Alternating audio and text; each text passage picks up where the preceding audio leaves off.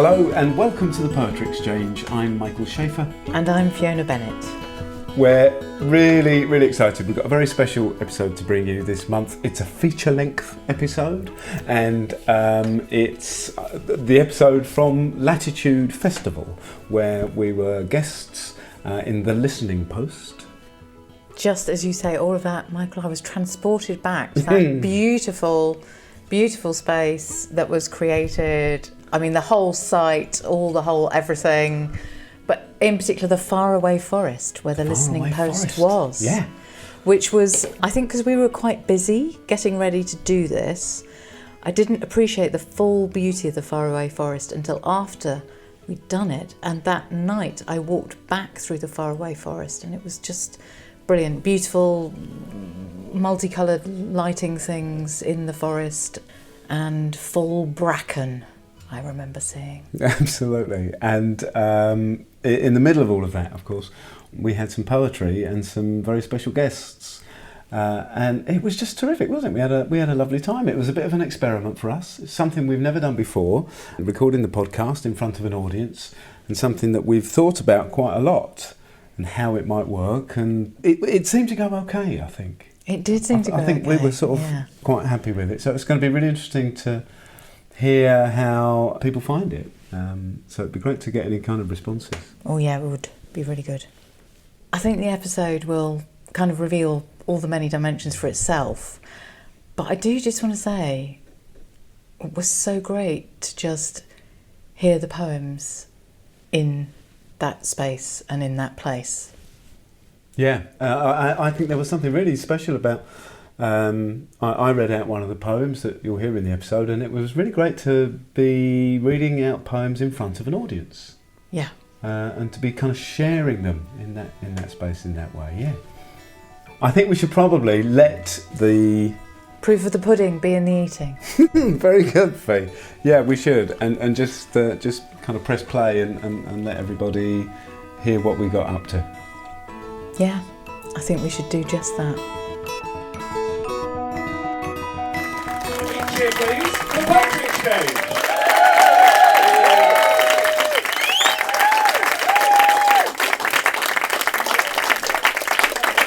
Wow, that was seriously good cheering. Seriously good cheering. I'm Fiona. And I'm Michael. Nice to see you all. Thank you very much for getting here this morning, getting out of your tents, your places of sleep, your bunkers, I don't know, wherever you were. It's brilliant that you're here. We've been doing this thing which is talking to people about the poem that's been a friend to them. And we've been doing that all over the place, collecting stories of connection. What's the poem that's played a part in your life? Goes on being incredibly mind-blowing, and we've got two fabulous guests who are going to join us in a short while, and we're going to hear about the poems that have been a friend to them. So just because we're in the poetry place, we thought we would read a poem to get us going. Because we're in the faraway forest, I thought I'd choose this one, Michael. So I'm going to just give this a read and then we'll bring our guests on. The Song of Wandering Angus by William Butler Yeats. I went out to the hazel wood because a fire was in my head, and cut and peeled a hazel wand and hooked a berry to a thread. And when white moths were on the wing and moth-like stars were flickering out, I dropped the berry in a stream and caught a little silver trout. When I had laid it on the floor, I went to blow the fire aflame, but something rustled on the floor, and someone called me by my name. It had become a glimmering girl with apple blossom in her hair, who called me by my name and ran and faded through the brightening air. Though I am old and wandering through hollow lands and hilly lands, I will find out where she has gone, and kiss her lips, and take her hands, and walk among long dappled grass, and pluck till times and times are done the silver apples of the moon, the golden apples of the sun. So, I don't know if anybody... I don't know. I just sort of thought it might be the sort of thing that might have happened last night to somebody. That was lovely. Thanks, Fee. OK, I'm standing up because we've got two really, really exciting guests.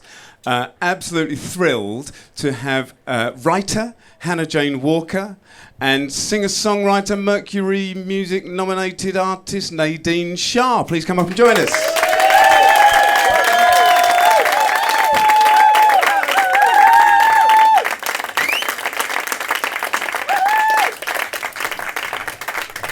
Hello.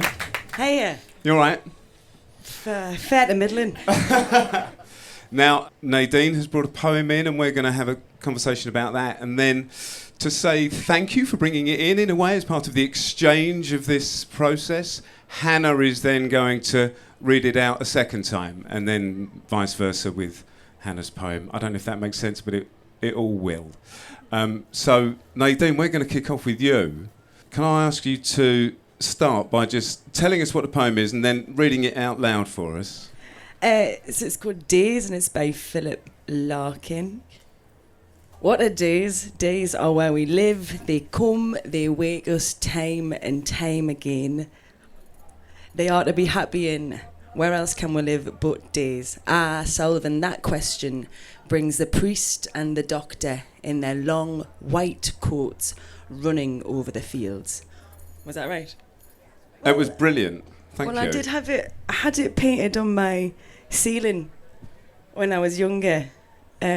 So I should hope I'd still remember So it. hang on, you painted this on your Yeah. bedroom ceiling? How old were you? Oh, wasn't that 20.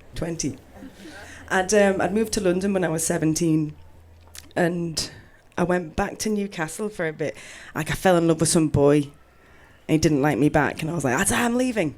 And I went back to Newcastle and realised I'd made a massive mistake. I was like, But my parents wouldn't. I had no money at the time, and I needed financial help to get back. And my parents were like, no, lady.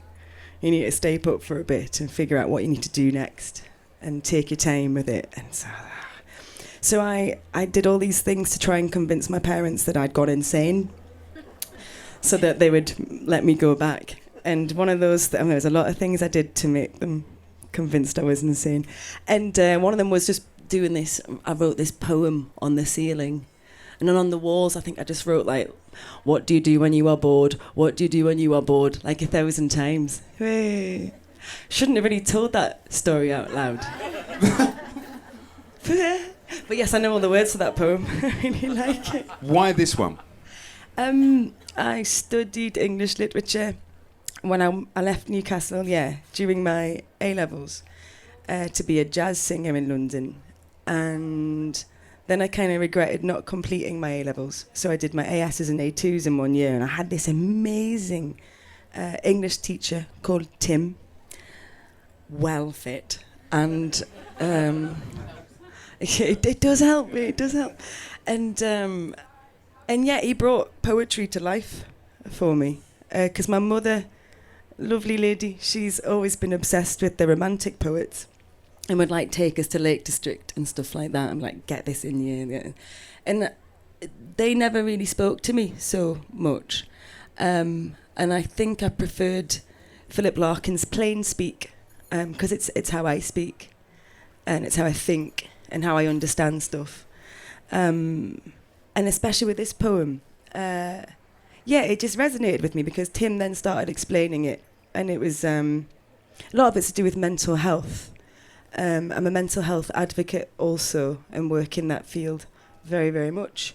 And because it's just, he'd explained it. It was just so simple, but it's funny, this poem as well, because it's kind of talking about the day. Imagine it in a box, and then anything that exists and that's kind of normality. And then anything that exists outside of this box and outside of the day, then you get the priest and the doctor, you get science and religion, telling you that you're wrong. And that's, I think it's a very important poem, especially for those that are suffering from mental illnesses, especially for the weirdos, especially for the outsider. I think it really champions them, and it flips it. onto the ones who judge, I think. Yeah.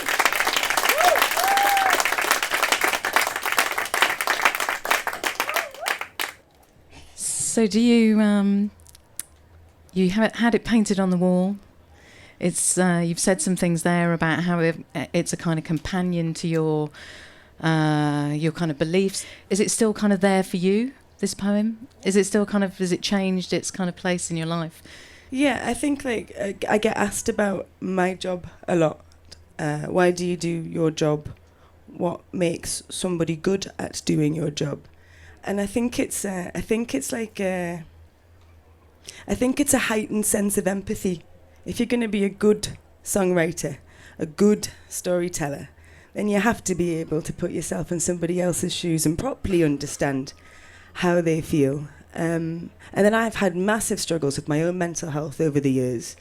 And so the context of this poem kind of changes now and again for me, but it is one that I do check in on it now and again, and I do gift it to people also, and I love that about it. I love sharing stories, I love sharing words, and I with some very, very close friends, and even people that I've just met, in a toilet queue, crying, I've recited this poem to them. So I carry it with me all the time.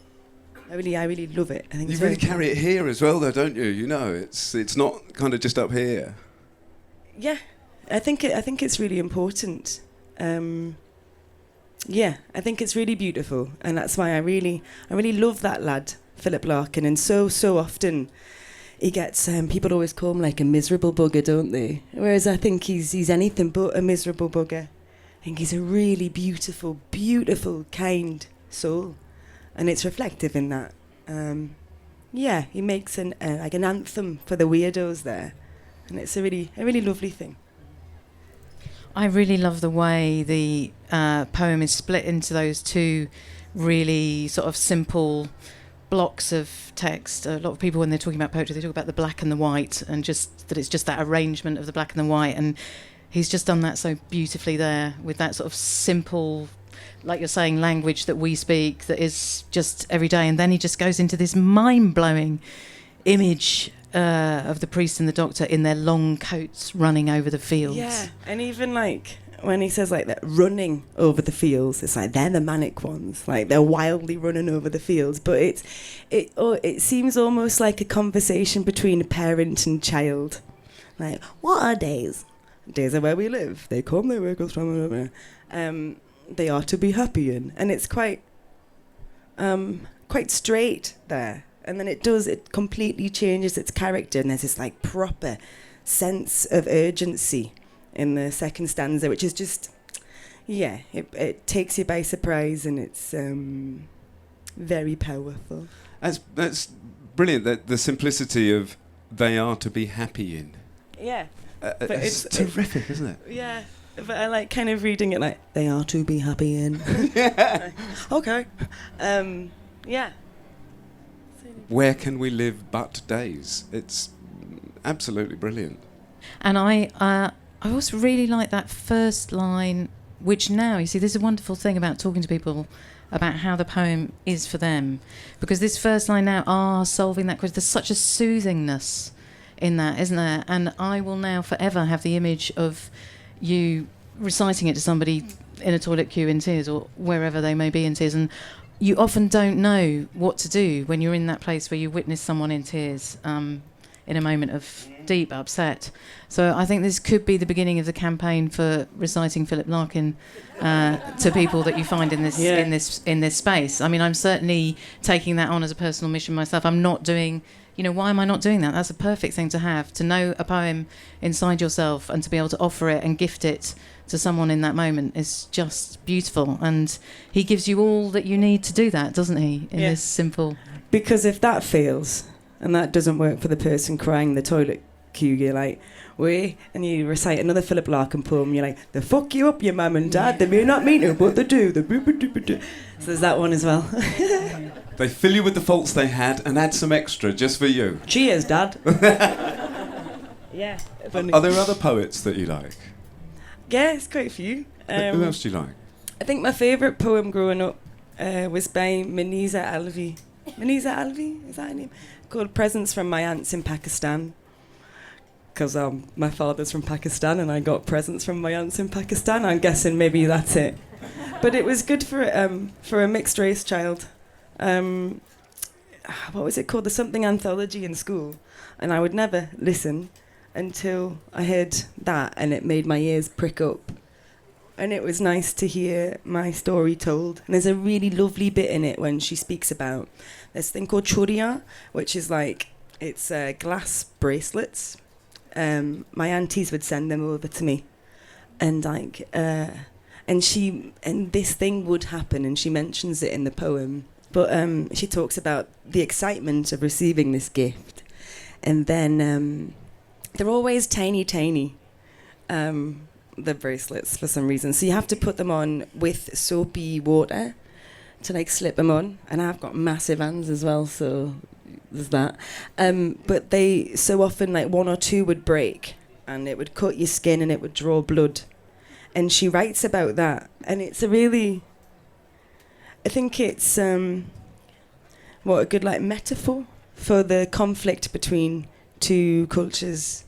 And she does it so well, so delicately, and so it's perfect, really. Yeah, so that's one of my favourite poems also. I like a lot of poems, a lot of songwriters who write beautiful lyrics, like Nick Cave. It's my goth dad, and one of my favourites also. Many. There's a lovely sort of interesting thing coming up here with a reference to Tim, the English teacher, and then this moment with this anthology. Yeah, let's talk about Tim a bit more. Tell me a bit more. I had him on Facebook last week. No, really? Yeah, he hasn't accepted. I keep checking every day. Go on, Tim. Come on, Tim. Sorry. Are you listening? He might be listening. He might be listening. Oh, let's make sure he is. We'll find him. We'll get him on. But I really love, kind of what you've talked about there, because I think very often, lots of people with amazing experiences of school, lots of people with really difficult experiences of school, lots of people massively alienated from poetry through school sometimes, but also often, as you've described, it being a kind of frequency that almost can kind of reach you where none of the other frequencies are making much sense to kind of your experience as a young person. So it's just lovely to have that kind of appreciation. So, I'm just giving a big shout out for that amazing work that those English teachers do, Tim and all of them. Yeah, and there's this thing with, I always think about the difference between the lyrics of songs and poems. And I guess the biggest difference is the lyrics with songs, you hear them recited by the author themselves. And I guess one of the beauties of poetry is you give it your own voice. And so for ages I thought it was the worst thing about poetry. Like, I want to hear Keats say that. And I want to hear you say that. Like, how would you say it? I'm sure it wouldn't sound like this. But there is so much beauty, and it's quite empowering, really, putting your own voice to these words. And I think that's one of the things that I see people getting really excited about with poetry a lot of the time. Yeah, we actually had a few people who we've met who, we've asked them if they've ever read it out loud, and if they're not performers, because we meet people from all walks of life. So it might be somebody who works in a library who's surrounded by books all the time, and they come along, we ask them to read the poem just as we did you, and then we quite often say, do you read it out loud? This is a poem that is kind of inside them. Oh, no, I don't do that, I haven't done that. So I really, I think the business of the text as a sort of carrier wave, whoever's voice is connecting to it has the right to be with those words and has the right to be voicing them to the world in the way they need them, and it's really beautiful to hear you say that. Michael, I'm just wondering if you had any more questions. I was just wanting to know if it kind of in terms of your writing, if I don't know if are you writing at the moment? Do you write all the time? Is that a constant thing, or is it you go right now? I need to write a new album. How does that work for you? Yeah, I write all the time, and I think it was a response to I've got two older brothers, and they're arseholes. They're brilliant. They're my best friends. But yeah, my brothers would always say things like, get a real job. And there's this thing when you're a full-time musician or artist, I guess. Like, I do make money from... I haven't asked anybody for money for years. Like, it's a job. And but there's a thing where I think I was trying to prove a point. Like, I'm going to work. Setting my alarm before everybody else. And I had shared a house with 3 other people. And they had, like, proper jobs. And people would call me lazy. And I hated that because, I'd get up at 10. But I'm up until 5 in the morning. Like, let's give us a break. And I think that I was trying to prove a point at first. Like, I'm writing all the time. But actually, like, getting in the habit of writing all the time, it's a good thing. And, I mean, most of it is rubbish. But I revisit things that I've written all the time also. But there's, again, that difference between the words that I write as a musician and the words that you will write as a poet, because the words that I write I don't like to see written on a page. As you can tell, this is how I speak and this is how I write and this is how I'll talk to you if we meet afterwards. And it doesn't, I don't think it does the words justice, just reading them on paper. I think they have to be said, performed with proper conviction and a northern accent. And actually, but part of it is this northern accent, because what it did when I started singing this accent, it just enabled me to have these beautiful big vowel sounds when I sing, and it's because it's my main instrument. It gives you more to play with. But yeah, I really don't like people to look at my lyrics written. I much prefer people just to hear them and not for them to be read or written. When can we expect to be hearing some new ones? Actually, pretty soon. I took a bit of time off and writing currently.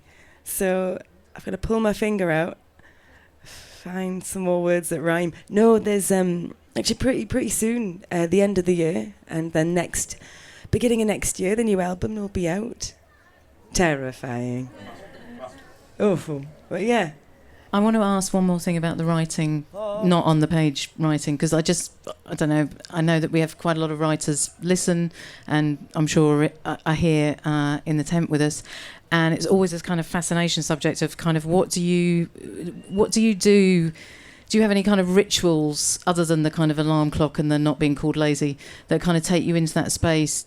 What do you do? I go on a lot of buses. Okay. No, honestly. Yeah. I go to a lot of pubs and I go on a lot of buses. Lots of things that I write. It's a phrase, an overheard conversation on a bus. And I've gotten to this point with writing at the minute, especially with like this really tired structure with songs where it's like verse, chorus, verse, bridge, chorus.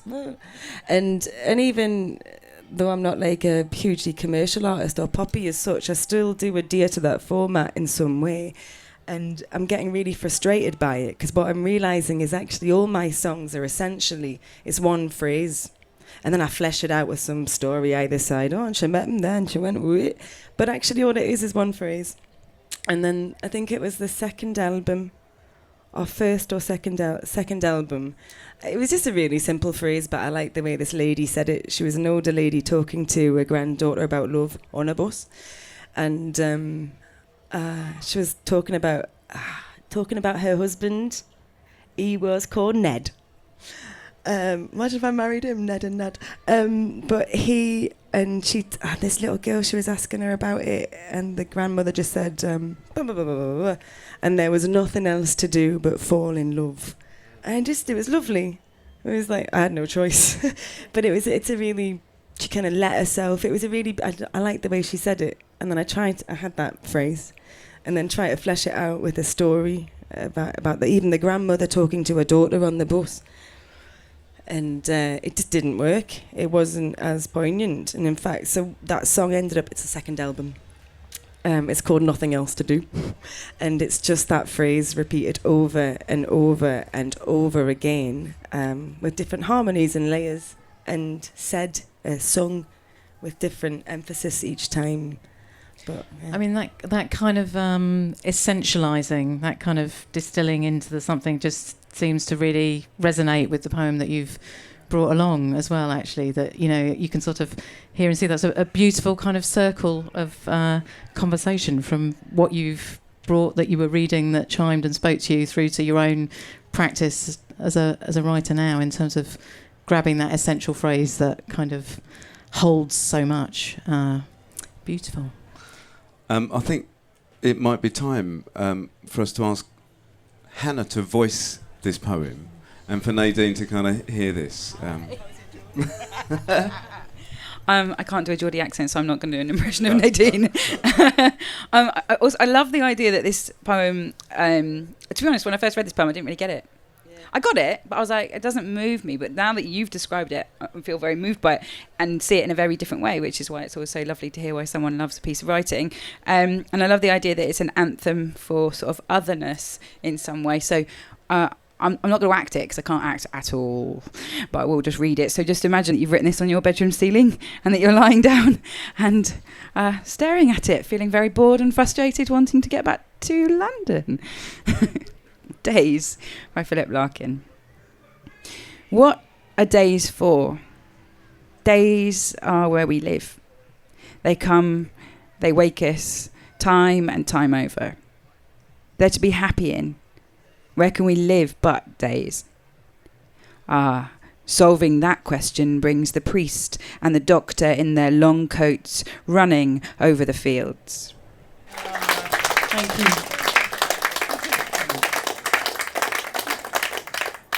Thanks, that was really brilliant. We're going to move on. Hannah. Hi. Hi. Hi. Tell us what poem you've brought, Yeah. and would you mind reading it out loud for us? Sure. Let's have some more poetry. I brought a poem from a book that I was reading from last night, actually, when I was comparing the poetry stage. So if anyone's heard me do this before, I'm very sorry. I just really love it at the moment, and I'll tell you why in a little bit. It's written by a poet called Salena Godden, who is very alive. You're nodding, yeah, she's very alive, very vibrantly alive, and has written this amazing collection called Pessimism is for Lightweights, 13 Pieces of Courage and Resistance, published by Rough Trade. And the poem that I'm going to share with you is the title poem from the collection. It's just called Pessimism is for Lightweights. Think of those that marched this road before, and those that will march here in years to come. The road in shadow and the road in sun, the road before us and the road all done. History is watching us and what we will become. This road is all flags and milestones. Immigrant blood and sweat and tears built this city, built this country, made this road last all these years. This road is made of protest, and those not permitted to vote, and those that are still fighting to speak with a boot stamping on their throat. There's power and strength in optimism, to have faith and stay true to you, because if you can look in the mirror and have belief and promise, you will share wonder in living things, beauty, dreams, books and art. Love your neighbour and be kind and have an open heart. Then you're already winning at living. You speak up, you show up and stand tall. It's silence that's complicit. It's apathy that hurts us all. Pessimism is for lightweights. There's no straight white line. It's the bumps and curves and obstacles that make this road yours and mine. Pessimism is for lightweights. This road was never easy and straight. And living is all about living alive and lively, and love will conquer hate.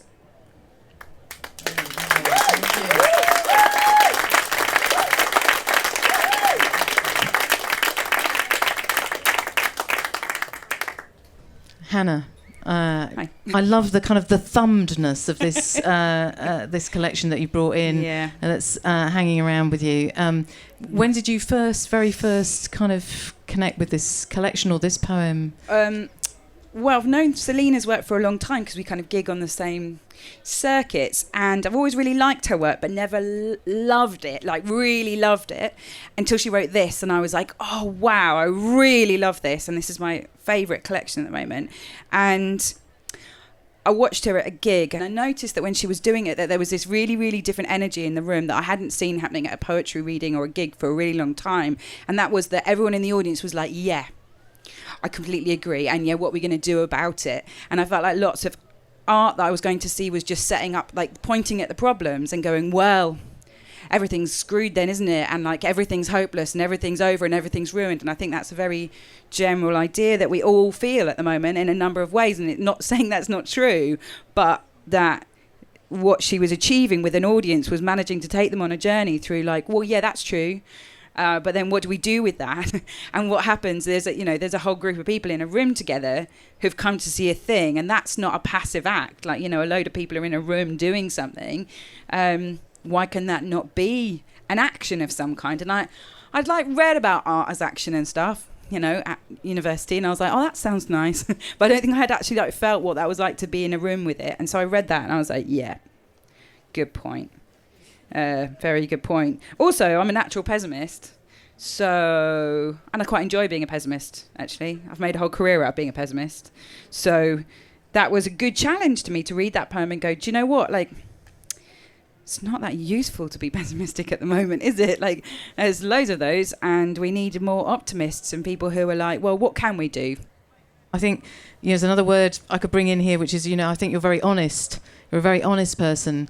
And, sometimes that kind of honesty, pessimism barrier at the moment, it can be quite a slippery thing, because if you're really trying to confront stuff and look at it in the face and say what's happening right now, it's quite hard not to then kind of fall into that. So that's terrific. I think we do need to. I know I need to be reminded of the power of optimism, and I think it can. I'll speak for myself. I can feel that the small acts that I feel I'm capable of are just a bit meaningless, and actually to be reminded that they're not meaningless is very necessary, I think. So yeah.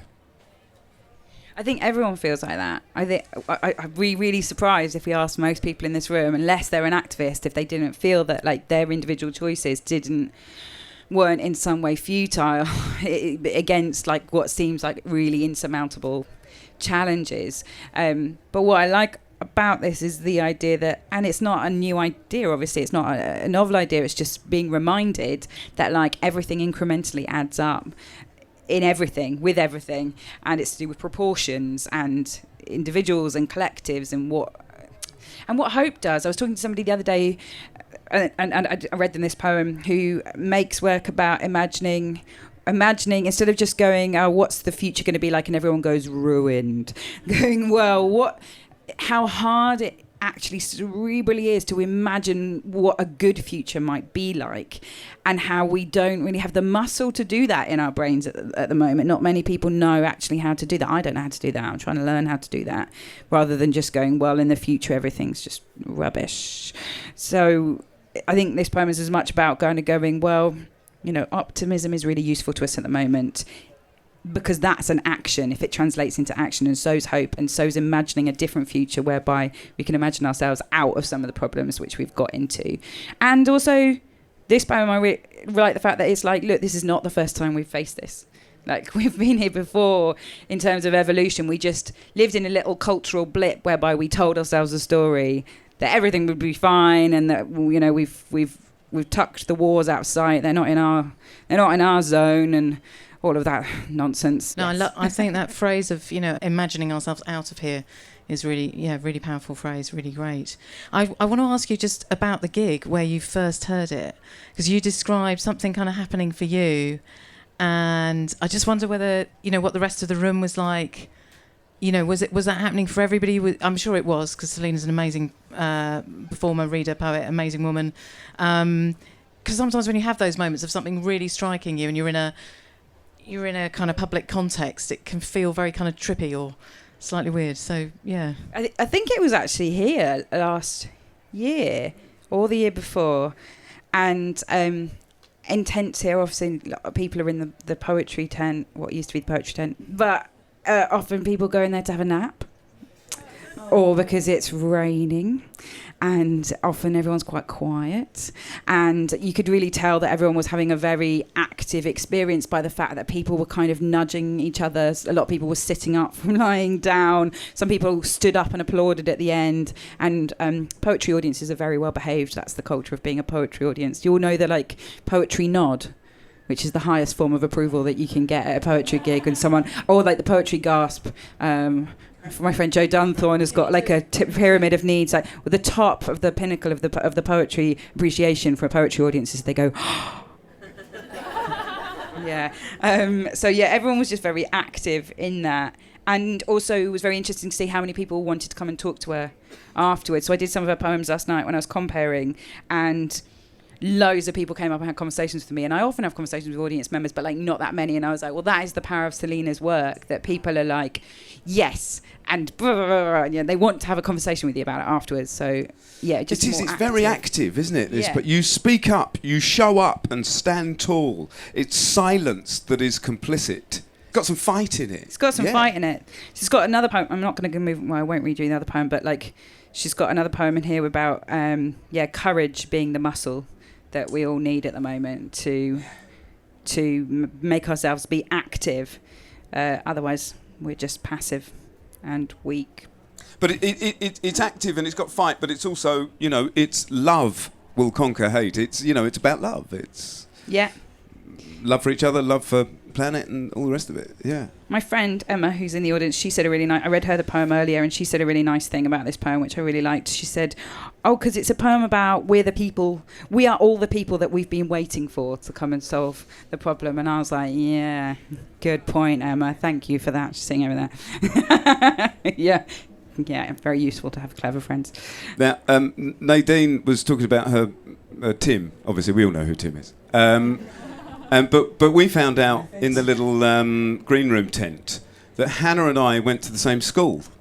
And did we have the same... Who was your English teacher at school? I had a really amazing English teacher, actually. I would have probably not stayed in school or gone to university if it hadn't been for my English teacher. Because my attendance rate was really bad at school. Had lots of family complications and things going on.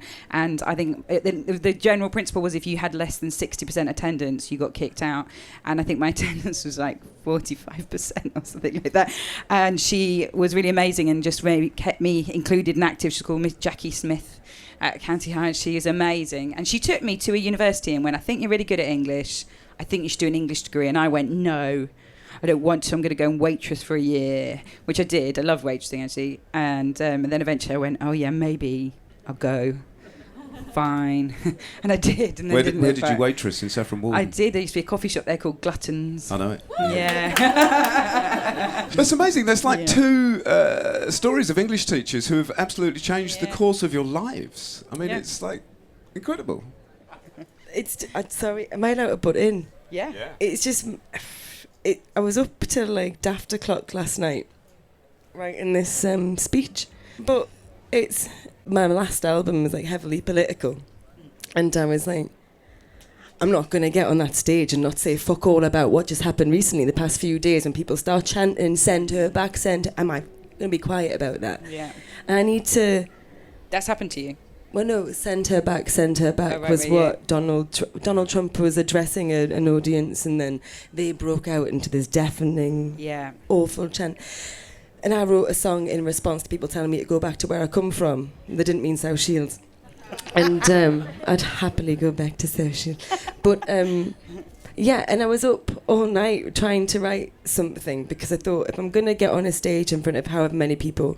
then you need to say something of worth, and I don't just want to ad-lib it after 10 gin and tonics or whatever and muck it up. But actually, I should, if you don't mind, it's perfect. It is perfect. It's proper perfect, because it's this is what people need, you know, and it's like, what do you do to battle this like hate speech? What do you do to actually properly battle it? And yeah, you do share information on social media and stuff like that, but what action do you take if you are a pacifist? You know, I do want to kick the shit out of a lot of people, but I'm not that person, and that's not going to get us anywhere. These words are powerful and they're brilliant, and it's a real call to arms to say, you talk to your neighbour, you talk to all these people that are currently feeling displaced, unloved and attacked by this kind of speech, and you show them more love, and that in itself is huge action, and that it does so much. So I'm going to borrow. I'm so chuffed you brought this. I'm giggling. You're welcome to, yeah.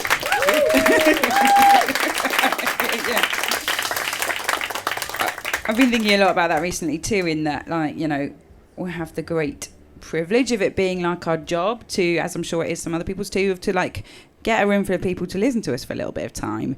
And that's a privilege, right? Like, you know, the biggest commodity anyone has, regardless how wealthy they are, is their time. Like, you know, you guys giving us your time now, it's a gift to us, it's to each other. But so I can't honestly say that in my work or practice I've ever really thought, what am I actually using that time for? Like, what am I actually giving to those people? I just thought, well, I've written some stuff and I'm going to share some stuff with these people now, and they're going to like it or they're not going to like it, and that's how this is going to go. And then I thought recently, well, that's a little bit lazy, isn't it? Like, I got a bit more responsibility than that, in that if I'm going to ask people to listen to me, what am I actually going to say?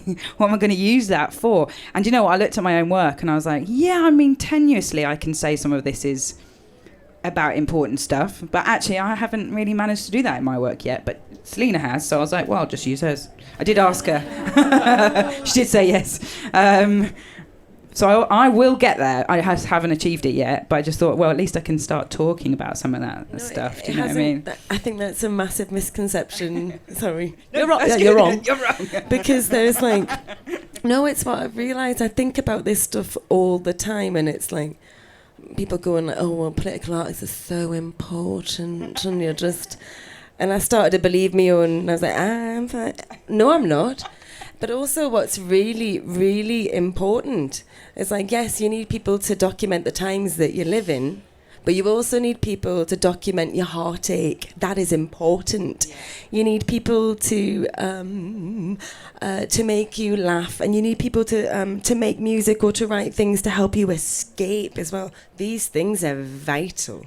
So I disagree with you, and I think that you're making brilliant work, and your work's important. I think the two can sit alongside each other. I've certainly, though, had conversations, I'm sure this must happen to you too, whereby you do a set, you have a chat with some audience members later, and you probably go to like a real variety of environments and countries and demographics, and sometimes there is an assumption of the environment that you go into that you agree with the political beliefs of the people who you were there talking to. So I may have done a set of poems about heartache or whatever, and then someone come up to me and be like, oh, so, and then start having a racist conversation with me, and I'm like, I'm a guest here, how do I go about going, actually that and I'm like, well, I haven't demarcated anything, I've just kind of gone, well, I'm just going to keep it, you know. Yeah, it's a really personal choice, isn't it? But like, I certainly feel that I was just being a bit irresponsible personally, in that I just wasn't using every tool in the box. So I'm going to try and aim for a balance between the stuff about like heartache and family and all those other very important things, but just like, yeah, I just needed to add a bit more of this stuff in as well. I'm really sorry to have to be doing this because I could just, you know, be in this conversation for much longer, but time is getting the better of us.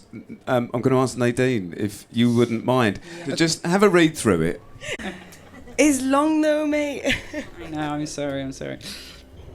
Think of those that marched this road before, and those that will march here in years to come.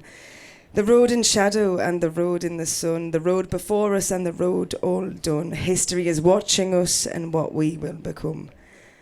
This road is all flags and milestones. Immigrant blood and sweat and tears built this city, built this country, made this road last all these years. This road is made of protest and those not permitted to vote, and those that are still fighting to speak, with a boot stamping on their throat. There is power and strength in optimism, to have faith and to stay true to you. Because if you can look in the mirror and have belief and promise, you will share wonder in living things, beauty, dreams, books and art. Love your neighbour and be kind and have an open heart. Then you're already winning at living. You speak up, you show up and stand tall. It's silence that is complicit. It's apathy that hurts us all. Pessimism is awesome. Pessimism is for lightweights. There is no straight white line. It's the bumps and curves and obstacles that make this road yours and mine. Pessimism. Pessimism. Is for lightweights. This road was never easy and straight. And living is all about living alive and lively. And love will conquer hate. Pessimism.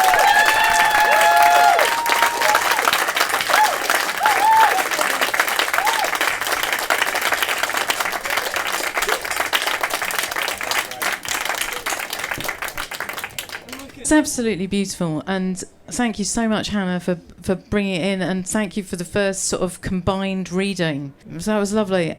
We're coming towards the end of our time, Michael. I can't quite believe that. I've got one last poem I'd really like to read, and there is a agree. very particular reason, especially, that's come out of our conversation, so listen out for that. I'm going to read this one. It's Ars Poetica number 100. It's by Elizabeth Alexander. Poetry, I tell my students, is idiosyncratic.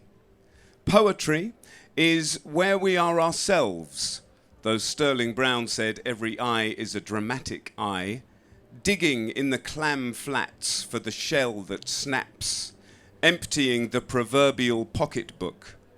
Poetry is what you find in the dirt in the corner, over here on the bus, God in the details, the only way to get from here to there. Poetry, and now my voice is rising, is not all love, love, love, and I'm sorry the dog died. Poetry, here I hear myself loudest, is the human voice. And are we not of interest to each other? Thank you, Michael. Fantastic. Beautiful.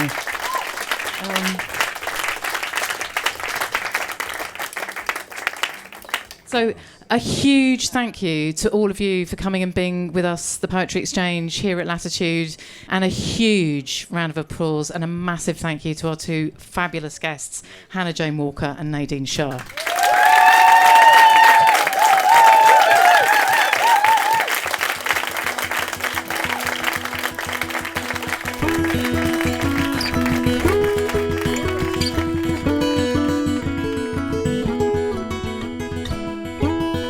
So there we go, Fee. Our first live podcast recording. How was it for you?